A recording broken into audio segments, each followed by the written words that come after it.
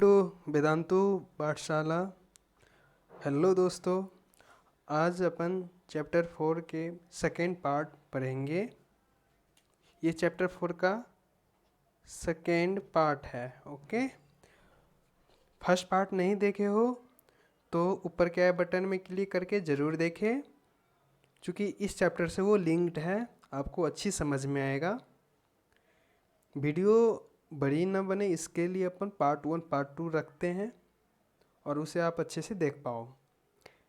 तो दशमलव तथा उन पदार्थभूत संक्रियाओं एवं भिन्नों के दशमलव तथा दशमलव को भिन्नों में बदलना, फ्रैक्शन, ये सब अपन पार्ट देखे थे कल के क्लास में कि डेसिमल भिन्न कैसे लिखा जाता है, कैसे ऐड किया जाता है और कैसे सब्सट्रैक्ट किया जाता है।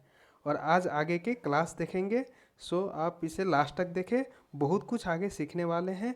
इसमें अपन ये पार्ट भी देखेंगे, पुनरावृत्तिक दशमलव भिन्न, हाँ, कि रेकरिंग वाले जो क्वेश्चन होते हैं उसको भिन्न में फ्रैक्शन में कैसे लाते हैं, ये भी देखेंगे। तो कृपया लास्ट तक बने रहें। Thank you. मान लो कि 0.7, 0.04 इसको करना है सब्सट्रैक्ट।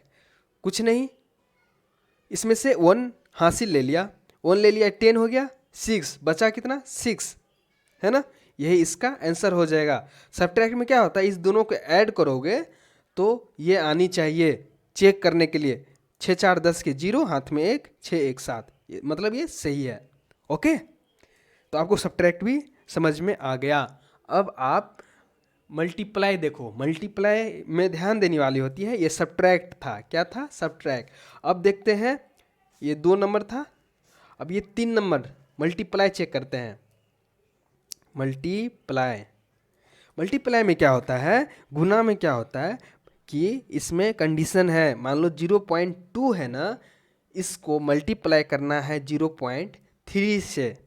कैसे होगा देखो, कुछ नहीं करना, बस क्या करना है, डिजिट को मल्टीप्लाई करके लिख दो। डिजिट को मल्टीप्लाई करके, यहाँ 2 और 3 डिजिट है, बस इसको पहले मल्टीप्लाई करो, डिसिमल को बाद में अपन हिसाब किताब लगाएंगे। 3 दूनी 6, 3 2 जा 6। ओके, अब दूसरी बात, अब लास्ट स्टेज में है कि डेसिमल पुट करना है ना।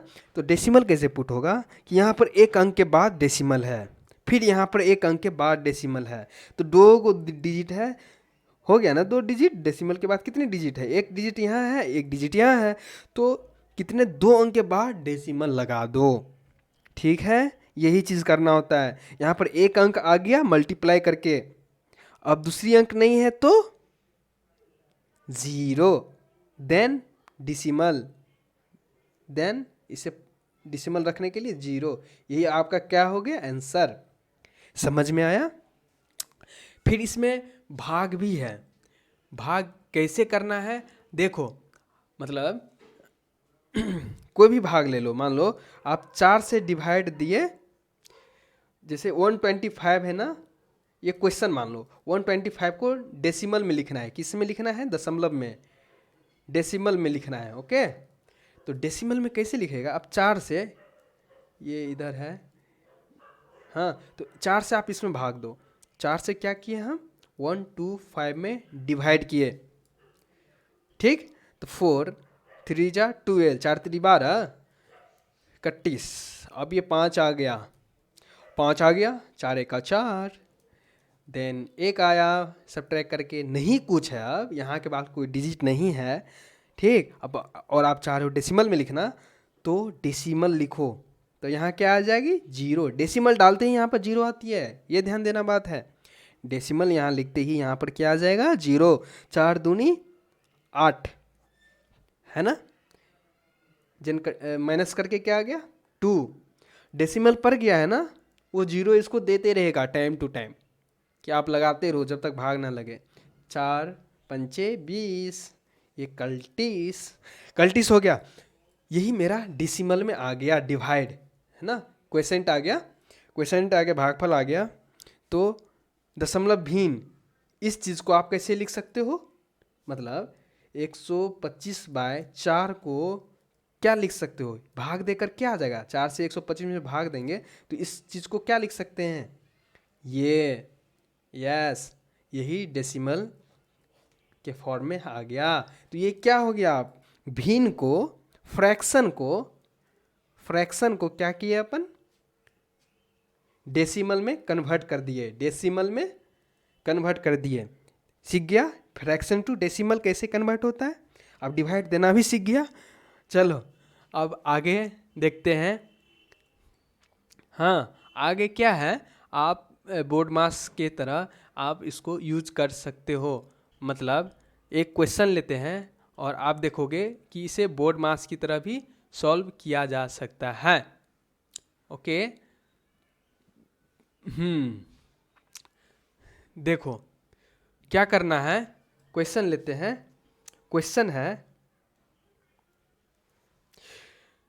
क्वेश्चन लेते हैं 2.5 का स्क्वायर, 2.5 का स्क्वायर, स्क्वायर का मतलब इसको 2 बार गुना करना है। तो 2 बार गुना करेंगे तो 25 को गुना करेंगे तो 6 से 25। अब एक अंक बाद है तो ये 2 बार गुना हुआ होगा, तो दो बार गुना हुआ होगा तो ये 2 अंक के बाद लिख देंगे। मतलब देखो 25 है 625, ठीक है।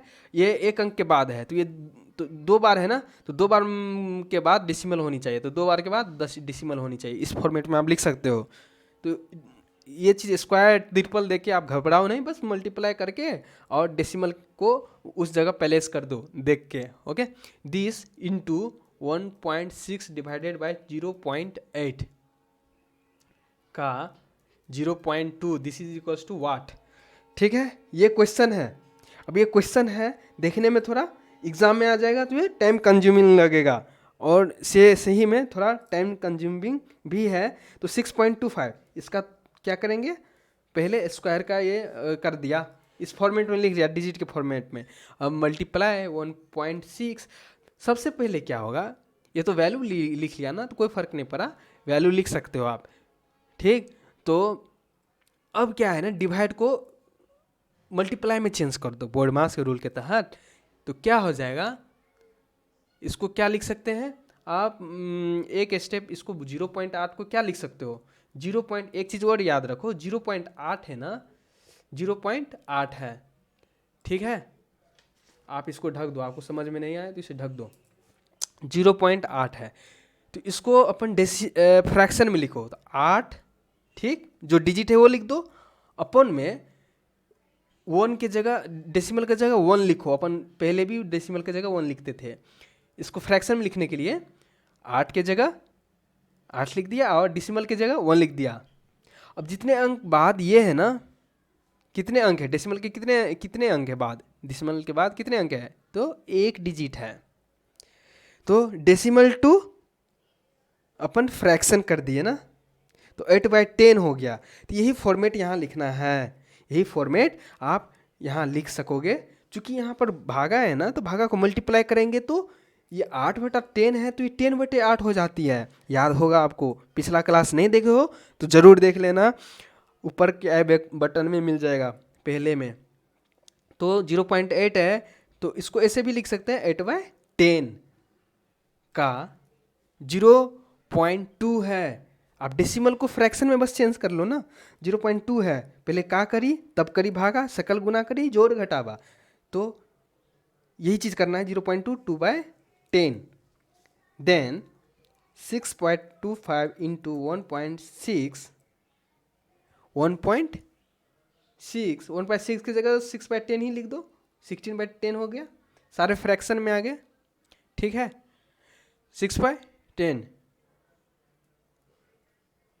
ओहो यहाँ मल्टीप्लाई दे रखा है ना, तो मल्टीप्लाई नहीं, यहाँ डिवाइड ही रखो पहले, यहाँ चेंज नहीं किए अपन इसलिए डिवाइड ही देंगे। चेंज कर दिए रहते 8/10 है, चेंज कर दिए रहते ना 10/8, तो यहाँ पर मल्टीप्लाई हो जाता। तो अभी मल्टीप्लाई नहीं लिखेंगे क्योंकि अपन का पहले सीन क्या है देख लेते हैं। ओके, अब यहाँ पर कर देंगे मल्टीप्लाई, तो यहाँ क्या हो जाएगा 10/8। का को आप मल्टीप्लाई ही समझो, है ना, का को क्या समझो, मल्टीप्लाई। ओके, अच्छा, मतलब कि पहले का करी तब करी भागा ना, तो पहले इसका क्रिया कर लो। मतलब कि इसको जो है आप ऐसे लिख सकते हो, ठीक है। ये पार्ट है ना, तो ये पार्ट है, ये ब्रैकेट इसलिए दे दिया, पहले जिसका यूज होगा बोर्ड मास में उसको अपन कर लेते हैं। पहले का होगा ना, तो इसको पहले यूज कर लेंगे। तो यहाँ पर भागा है तो गुना करते ही ये ऊपर वाला चीज़ नीचे आ जाएगा, आ गया नीचे, ये ऊपर वाला चीज़ ऊपर चला जाएगा, सॉरी नीचे वाला चीज़ ऊपर चला जाएगा। अब इसको मल्टीप्लाई कर दो फटाफट में। अब इसका क्रिया हो गया, तो अब ये सारा अब एक हो गया, अब चूँकि सारे मल्टीप्लाई हैं। देन 6.25, अब इसे कटकटा दो, ठीक है। मतलब इंटू 16/10 इंटू 100/16, 8 to 16।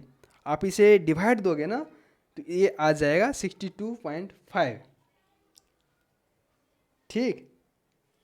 ये 16 कट गया, ये कट गया, तो हाँ मल्टीप्लाई भी देखो यहाँ पर क्या है ना, 6.25 इंटू 10, देखो 6.25 इंटू 10, तो देखो दशमलव इधर खिसकता है। जब भी आप 100 से मल्टीप्लाई करोगे तो दशमलव इधर खिसकेगा। तो 6.25 था तो 2 अंक बाद डिसिमल था, तो 10 से मल्टीप्लाई होगा तो ये यहाँ आ जाएगा डिसिमल, 62 हो जाएगा 0.5। यस, अब 10 से मल्टीप्लाई किए तो इसका 10 गुना ये होगा, उस हिसाब से भी चेक कर लिए ना। तो चलिए अब जो है अपन लास्ट क्वेश्चन चेक करते हैं। लास्ट क्वेश्चन में देखो, पुनरावृत्ति दशमलव भिन्न।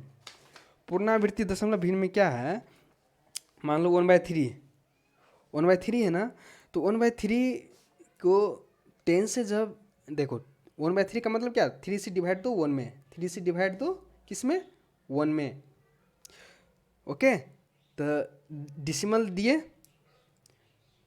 पहले 1 आ गया तो डिसिमल दिए तो क्या हो गया, ये 10 हो गया, है ना। डिसिमल दिए तो क्या हो गया, 10 हो गया, तो 10 हो गया है तो 3 3 जा 9, फिर क्या आ गया 1, डिसिमल दे रखा है 0 आ जाएगा। आप जिसमें भाग दे रहे हो, ओके, भाजक में, तो वो उस डिसिमल डालते ही 0 आ जाता है। यदि भाग ना लग रहे हैं ना तो उसमें डिसिमल डालो और 0 आ गया, तो फिर आप उसे डिवाइड कर दो। अब यहाँ पर फिर जो 10 आ गया, फिर 3 दो, फिर 9, फिर 1 आ गया, फिर 0 आ गया, इस तरह से आते रहेगा। आप करते रहो, आते रहेगा, लाइफ टाइम आएगा। जब तक आप भाग नहीं दे सको आपको आता रहेगा, मिलता रहेगा ये चीज़, ओके। तो यहाँ देख रहे हैं इन्फिनिटी टाइम आ रहा है, मतलब अनगिनत आ रहा है 0.333। तो आप 0.3 इसको क्या लिख सकते हैं, आप इसको लिखना भी समझ जाओ। इसको ऐसे लिख सकते हैं 0.3, क्योंकि 3 के बाद एक ही रिपीटेटेड संख्या आ रहा है ना, डिजिट, तो आप इसके ऊपर बार लगा दो, रेकरिंग बार लगा दो, 0.3 के ऊपर बार, ओके। तो अब इस चीज़ को सॉल्व करना है। मान लो कि आप कहोगे इस चीज़ को फ्रैक्शन में कैसे लाएंगे सर, तो फ्रैक्शन में कैसे लाना है, देखो 1/3 है ना, तो इसको क्या लिख सकते हैं, 0.3 के बार, समझ में आया। एंड क्या है, 0.3 के बार को फ्रैक्शन में लाना है, तो ध्यान रखें।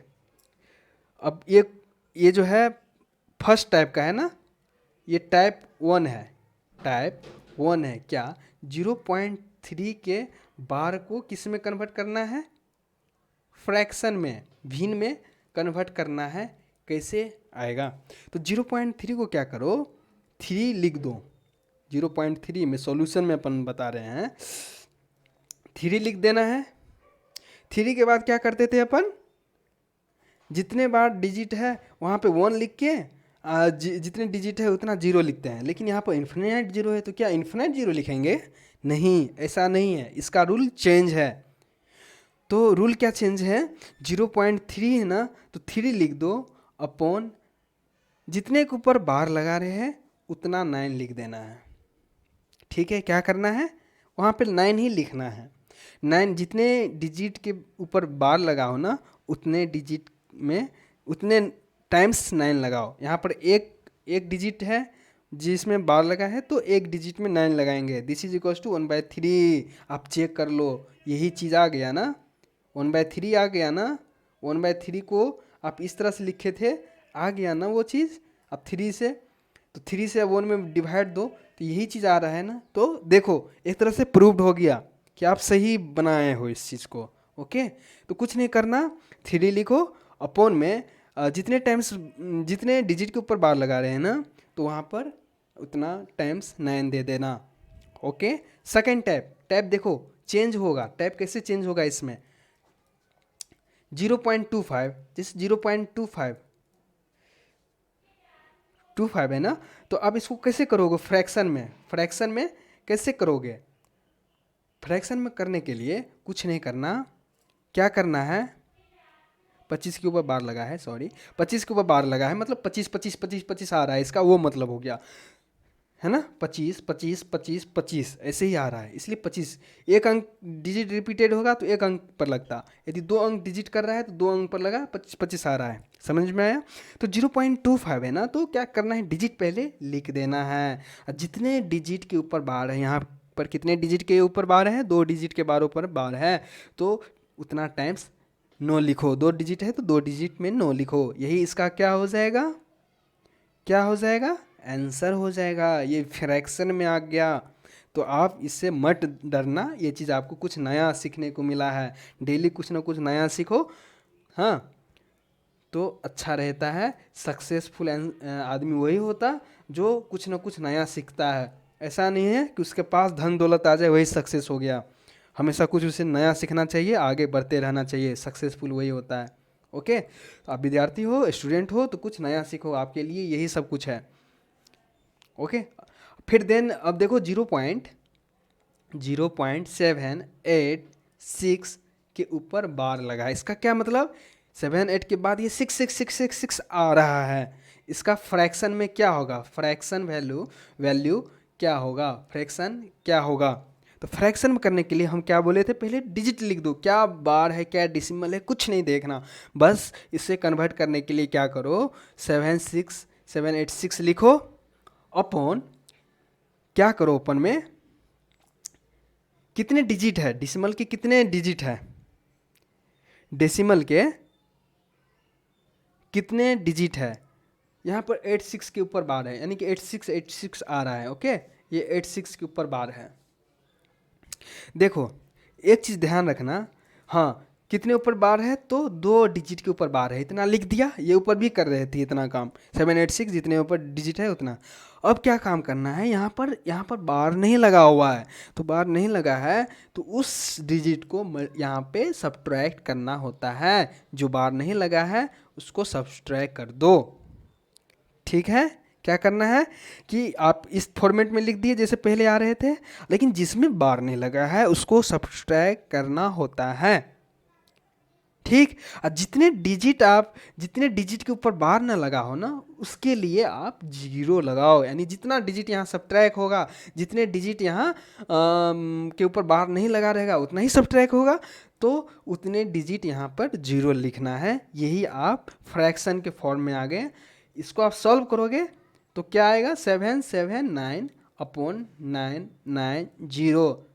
ठीक है, आप इसको डिवाइड दोगे ना कैलकुलेटर यूज़ करके, तो ये ऐसा ही कुछ आने वाला है, 7.86 आप चेक कर लेना, आप एक्सपेरिमेंट भी कर सकते हो।